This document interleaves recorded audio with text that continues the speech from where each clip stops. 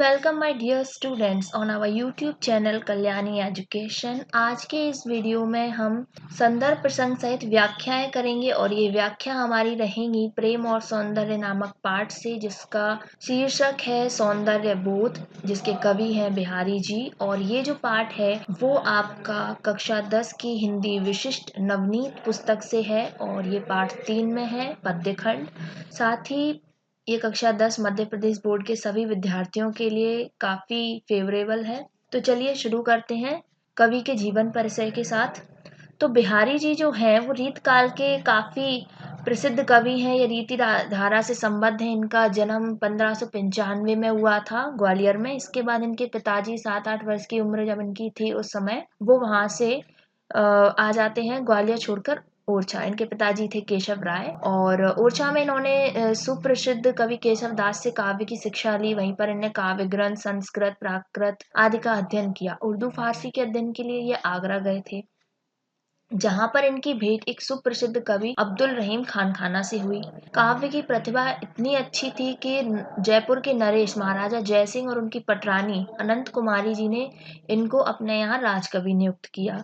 1663 ईस्वी में इनका निधन हो गया था और इनकी जो एकमात्र रचना है वो है सतसैया सतसई, जिसमें दोहे और सोरठों को संगीत किया गया है। अब जो बिहारी जी हैं उनकी जो व्याकरण है उस पर पकड़ कैसी थी, वो ऐसी थी कि समाज पद्धति जो थी उसकी शक्ति का परिचय बिहारी जी ने दिया। सामाजिक, राजनीतिक, धार्मिक, ज्योतिष से रिलेटेड जो असाधारण बातें थी वो उन्होंने प्रस्तुत की हैं। ठीक है। इसके बाद उनकी जो विषय सामग्री थी उसमें प्रधान क्या था? श्रृंगार। वो हमेशा श्रृंगार रस आधारित रचनाएं ही लिखा करते थे।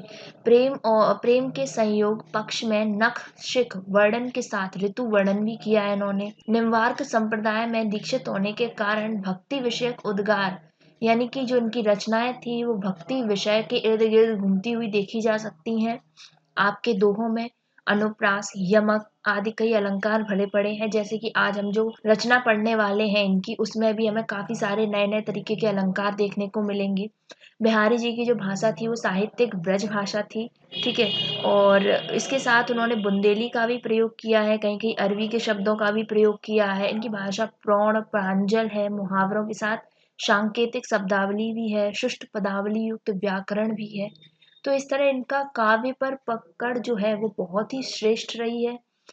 इसी वजह से वो राज कवि भी रहे हैं। तो चलिए शुरू करते हैं प्रेम और सौंदर्य नामक इस पाठ का संदर्भ प्रसंग सहित व्याख्या को, जो कि श्री कृष्ण के सौंदर्य पर आधारित रहेगी। तो पहला जो दोहा है, सोहत ओढ़े पीत पटु श्याम सलोने गात, मनो नीलमणि सैल पर आतपु परियो प्रभात।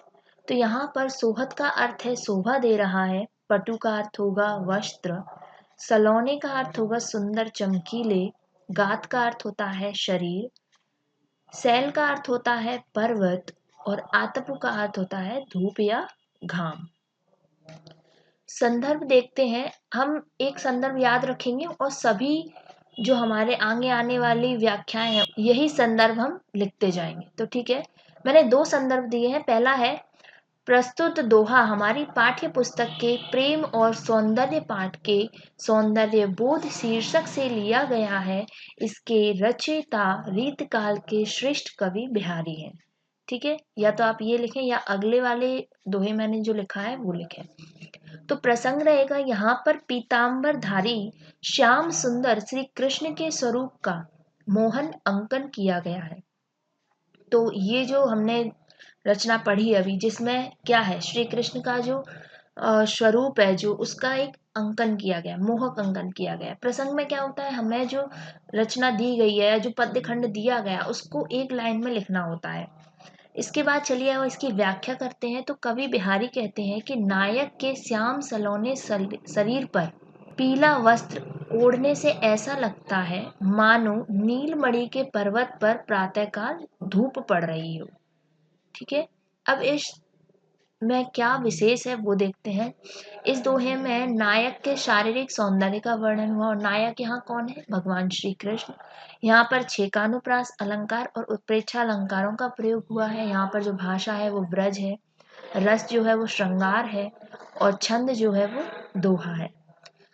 दूसरा है सखी सोहत गोपाल के उर गुंजन की माल, बाहिर लसती मनो पिए दावानल की ज्वाल। यहाँ पर उर का अर्थ होगा वक्ष स्थल पर, गुंजनों की माल का अर्थ होगा गुंजा रत्नों की माला, लसती का अर्थ होगा शोभित हो रही है, और दावानल का अर्थ होता है जंगल की आग। हमारा दूसरा संदर्भ रहेगा प्रस्तुत दोहा बिहारी जी द्वारा रचित सौंदर्य बोध शीर्षक से लिया गया है। प्रसंग है श्री कृष्ण के गले में विराजमान गुंजों की माला की शोभा का वर्णन किया गया है। यहाँ पर बताएंगे कि श्री कृष्ण के गले में जो गुंजों की माला है वो कैसी लग रही है। व्याख्या है, हे सखी, गोपाल के हृदय पर सुशोभित गुंजों की माला ऐसी लग रही है। क्या लिखा है, सखी सोहत गोपाल के उर गुंजन की माल, मानो उन्होंने जंगल में लगी आग को पी लिया हो, वही लाल रंग के गुंजों के रूप में बाहर शोभायमान है। लसती बाहिर लसती मनो पिए दावानल की ज्वाल, ऐसा लग रहा है उन्होंने ना जंगल की आग को पी लिया है, जिसकी वजह से उनके गले के चारों ओर लाल रंग की जो गुंजों की माला है वैसे ही सुशोभित हो रही है। तो इसमें विशेष क्या है, श्री कृष्ण के दावानल शांत करने वाले रूप का अंकन किया है। यहीं पर अनुप्रास और उत्प्रेक्षा अलंकारों का भी प्रयोग किया गया है, और जो छंद है वो हमारा इसमें दोहा है। हमारा अगला दोहा है, लिखन बैठी जाकी सभी, गहे गहे गरव गरूर, भये न केते जगत के चतुर चितेरे कूर।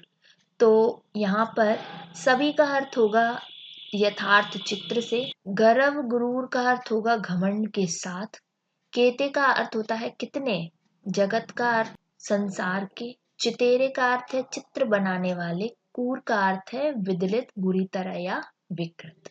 तो संदर्भ हमारे पूर्ववत ही रहेंगे। प्रसंग यहाँ पर होगा, यहाँ पर भगवान श्री कृष्ण के अवर्णनीय, जिसका वर्णन ना किया जा सके, उस सौंदर्य का बखान करने का प्रयास है। व्याख्या है, जिस भगवान श्री कृष्ण के स्वभाव में लिखने के लिए संसार के कितने ही कुशल चित्रकार बैठे हैं, किंतु न लिख पाने के कारण वह सब मूर्ख सिद्ध हुए हैं। तो वही है, लिखन बैठी जाकी सभी, गही गही गरव गुरूर, भय न केते जगत के चतुर चितेरे कूर। तो इसमें विशेष क्या है, भगवान का पल पल परिवर्तित होने वाले सौंदर्य का वर्णन शब्दों के द्वारा संभव नहीं है। और यहाँ पर जो अलंकार है वो पुनरुक्ति प्रास अलंकार है, अनुप्रास है, पद मैत्री की शोभा बहुत ही अच्छी है, बहुत अच्छे तरीके से लिखा गया है। सभी जो है वो अरबी भाषा का शब्द है, जिसका अर्थ होता है यथार्थ चित्र से। अगला जो है वो है, मकराकृति गोपाल के सोहत कुंडल कान, धस्यो मनोह्य गढ़ समरू, ड्योणी लसत निशान। तो यहाँ पर मकराकृति का अर्थ होगा मछली की आकृति, सोहत का अर्थ होगा शोभा देते हैं, धस्यो का अर्थ होगा धस गया या अपने अधिकार में कर लिया, ये गढ़ का अर्थ होता है हृदय रूपी गढ़ में, और लसत का अर्थ होता है शोभा देना, और निशान का अर्थ होता है ध्वजा। तो संदर्भ हमारा पूर्ववत रहेगा। प्रसंग की बात करें तो प्रस्तुत दोहे में मकर आकृति, जो मकराकृति की बात की गई है, मछली की आकृति के कुंडल धारण किए हुए जो श्री कृष्ण है, उनके काम रूप का कलात्मक चित्रण किया गया है। व्याख्या है, सखी नायिका से श्री कृष्ण के रूप का वर्णन करते हुए कहती है कि गोपाल श्री कृष्ण के कानों में मछली की आकृति के कुंडल सुशोभित है। मकराकृति गोपाल के सोहत कुंडल कान, उनके कुंडल देखकर ऐसा प्रतीत होता है मानो कामदेव जो है उन्होंने कृष्ण के हृदय पर राज्य या अधिकार कर लिया हो, और मुख्य द्वार या प्रवेश द्वार पर विजय कामदेव की पताका फहरा दी हो। तो कैसे है, धस्यो मनोहियगढ़ समरू, ड्योणी लसत निशान। विशेष क्या है इसमें कि कुंडलों को कामदेव की पताका क्यों कहा है, वो इसलिए कहा है क्योंकि कामदेव के झंडे में मछली का चित्र अंकित है। कृष्ण के इस रूप में उन्हें काम से विजित दिखाया गया है, और रूपक, उत्प्रेक्षा, पर्यापोक्ति और अनुप्रास अलंकारों की छटा यहाँ पर देखने योग्य है। हमारा अगला दोहा है, नीको लसत लिलार पर टीको जरित जराए, छवही बढ़वत रवि मानो ससी मंडल में आए। तो शब्दार्थ देखते हैं। नीको का अर्थ होता है अच्छा, लसत का अर्थ होता है शोभा देता है, लिलार पर का अर्थ होता है माथे पर, जरित जराए का अर्थ होता है जड़ा हुआ, रवि का अर्थ होता है सूर्य, शशि का अर्थ होता है चंद्रमा, टीकों का अर्थ होता है माथे पर पहनने वाला आभूषण। संदर्भ पूर्ववत ही रहेगा। तो यहाँ पर श्री कृष्ण के मस्तक पर सुशोभित टीके के सौंदर्य का अंकन किया गया है। तो क्या कहा गया है? श्री कृष्ण के माथे पर रत्नों में जड़ा टीका ऐसा शोभायमान लग रहा है मानो सूर्य चंद्रमंडल में आकर सौंदर्य बढ़ा रहा हो। टीको लसत लिलार पर टीको जरित जराए, छवि बढ़वत रवि मानो शशि मंडल में आए। और इसमें क्या है, जड़ाऊ विशेष की जड़ाऊ टीके के कारण श्री कृष्ण के सौंदर्य में जो वृद्धि हुई है उसका मनोहर वर्णन है। टीके को रवि के समान चमत्कार पूर्ण माना गया है। जैसा सूर्य है वैसा ही चमत्कार पूर्ण टीका माना गया है, क्योंकि श्री कृष्ण का जो रंग है वो सांवला है, एक चंद्रमा के समान प्रतीत होता है। वहां पर अगर एक चमकीला मणि युक्त टीका है तो वो एक सोने की तरह, वो रवि की तरह, सूर्य की तरह चमकता है। शुद्ध साहित्यिक ब्रज भाषा का यहाँ प्रयोग किया गया है। अगला है, छीने पट में झिलमिली झलकती ओप अपार, सुरतरु की मनु सिंधु में लसत सपल्लव डार। तो यहाँ पर ओप का अर्थ होता है चमक से, सुरतरु का अर्थ है देवताओं का वृक्ष अर्थात कल्प वृक्ष, लसती का अर्थ होगा शोभित होती है, सपल्लव पत्तों सहित, और डार का अर्थ होता है डाल। तो प्रसंग की चर्चा करते हैं। बारीक वस्त्र में झिलमिलाते नायिका के अंगों के सौंदर्य का जो चित्रण है यहाँ किया गया है। बारीक वस्त्रों में से चमत्कृत रूप सी नायिका के अंगों में असीम आभा ऐसी लग रही है मानो देव वृक्ष कल्प तरु की कोई डाली पत्तों सहित समुद्र में सुशोभित हो रही है। तो जो नायिका के शरीर का वर्णन करते हुए कहा गया है कि उसमें वो ऐसी लगती है जैसे कि देव वृक्ष जो कल्पतरु की डालियां हैं वो किसी समुद्र में खड़ी हुई हैं। विशेष क्या है कि नायिका के अंग सौंदर्य का प्रभावपूर्ण अंकन हुआ है। नायिका के अंग प्रत्यंगों को कल्पतरु के पत्ते माना है। उत्प्रेक्षा रूपक एवं अनुप्रास अलंकारों का जो सौंदर्य है वो अवलोकनीय है। त्यों त्यों प्यास रहत ज्यों ज्यों पियत अघाय, सगुन सलोने रूप की जुंचक तृषा बुझाई। संदर्भ पूर्वता रहेगा। और शब्दार्थ देखते हैं तो प्यासे ही का अर्थ होता है, प्यासे ही रहत मतलब प्यास नहीं बुझती है। अघाई का अर्थ होगा छक्कर पीने पर भी, और मतलब बहुत ज्यादा पीने पर भी। चख का अर्थ होगा नेत्र से। तृषा का अर्थ होता है प्यास। प्रसंग है यहाँ पर सब उनके अद्भुत सौंदर्य की महिमा का प्रतिपादन हुआ है। यहाँ पर जितना भी लिखा गया है सब श्री कृष्ण के जो सौंदर्य है उनकी महिमा का प्रतिपादन है। सगुण कृष्ण के सुंदर स्वरूप का दर्शन करके इन आंखों की प्यास नहीं बुझती है।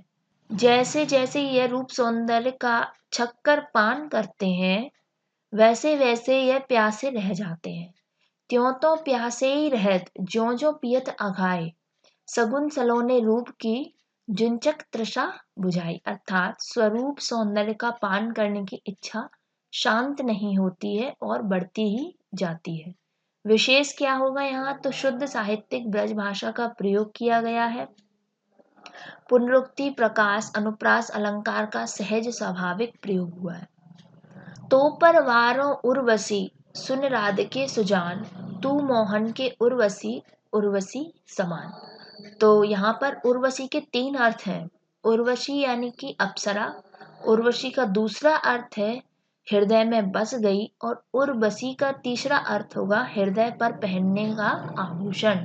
सुजान का अर्थ होता है चतुर। प्रसंग क्या है, जब राधिका जी ने सुना कि श्री कृष्ण अन्य नायिकाओं से प्रेम करने लगे हैं तो उन्होंने मौन धारण कर लिया, और सखी उनके मौन को छुड़ाने के निमित्त कहती हैं, क्या कहती हैं, हे चतुर राधिका सुन, तू इतनी सुंदर है कि तुझ पर मैं इंद्र की अप्सरा उर्वशी को भी नछावर कर दूं। हे राधा, तू मोहन के उर या हृदय में उर्वशी आभूषण के समान बसी हुई है, अतः दूसरों की बात सुनकर तू मौन धारण मत कर। विशेष नायिका के मौन को छुड़ाने का प्रयास है यहाँ। उर्वशी में श्लेष अलंकार है क्योंकि, और उर्वशी में यमक अलंकार भी है। श्लेष का अर्थ होता है चिपका हुआ, एक ही शब्द से कई अर्थ निकले तो वहां पर श्लेष, और यमक वही है जो बार बार एक ही शब्द का प्रयोग हो लेकिन उसके अलग अलग अर्थ हो। श्रृंगार रस का प्रयोग है यहाँ पर। अगला हमारा दोहा है, फिर चित उत ही रहतु, टूटी लाज की नाव, अंग अंग छवि झोर में, भयो भोर की नाव। तो यहाँ लाव का अर्थ होता है नाव बांधने की जो रस्सी है वो, लाज की नाव लज्जा रूपी नाव, और लज्जा रूपी लाव यानी लज्जा की रस्सी। झौर का अर्थ होता है झूमर या झुंड, और भौर का अर्थ होता है भवरे। संदर्भ पूर्वक है, प्रसंग है, श्री कृष्ण के अंग सौंदर्य के प्रभाव का आकर्षक चित्रण किया गया है। और व्याख्या देखें तो श्री कृष्ण के रूप सौंदर्य से प्रभावित नायिका कहती है कि मेरा मन बार बार श्री कृष्ण की ओर ही लगा रहता है, मेरी लज्जा के बंधन की रस्सी भी टूट गई है, अर्थात मैं लज्जा का निर्वाह भी नहीं कर पा रही हूँ। श्री कृष्ण के प्रत्येक अंग के सौंदर्य के सामूहिक प्रवाह में मेरा मन भंवर में फंसने वाली नाव बन गया है। तो जब श्री कृष्ण के प्रेम में जब पड़ गई हैं, उनके सौंदर्य को देख के वो ऐसा लगता है कि उनका मन किसी भंवर में फंस गया हो जहाँ से वो निकल ही नहीं पा रही हैं। विशेष है, एक सुंदर से प्रभावित नायिका के मन की दशा का स्वाभाविक अंकन हुआ है। विषय के अनुरूप ब्रज भाषा है और पुनरुक्ति प्रकाश रूपक और अनुप्रास अलंकारों का प्रयोग है। जहाँ जहाँ ठाड़ो लख्यो श्याम सुभग सिर मोरू, उनहु बिन छिन गई रहतु, द्रगन अजोवर ठोरू। अर्थात लख्यो का अर्थ होगा देखा, सुभग का अर्थ होगा भाग्यवानों का, सिरमौर का अर्थ होता है शिरोमणि, अजों का अर्थ होता है अब भी, और ठौरू का मतलब होता है स्थान। संदर्भ पूर्ववत ही रहेगा। प्रसंग हमारा जो है, श्री कृष्ण के गोकुल से मथुरा चले जाने पर ब्रज बालाएं आपस में वार्तालाप कर रही हैं, यहाँ पर उसी का वर्णन है। नायिका कहती है कि मैंने सर्वाधिक सुंदर वाली श्याम सुंदर को जहाँ खड़े हुए देखा था, वह स्थान उनके बिना आज भी मेरे नेत्रों नेत्रों में हर पल विद्यमान रहते हैं। ठीक है। इसके बाद अगर हम विशेष की बात करें तो विशेष है, शुद्ध साहित्यिक ब्रज भाषा का प्रयोग हुआ है, पुनरुक्ति प्रकाश अनुप्रास अलंकार, पद मैत्री की शोभा भी दर्शनीय है। तो आज के सभी दोहे यहीं समाप्त होते हैं। अगर आपको वीडियो पसंद आई हो तो चैनल को सब्सक्राइब ज़रूर करें, बेल आइकन को दबाएं, साथ ही अपने दोस्तों के साथ इसको शेयर करें, वीडियो को लाइक करें। Thank you so much.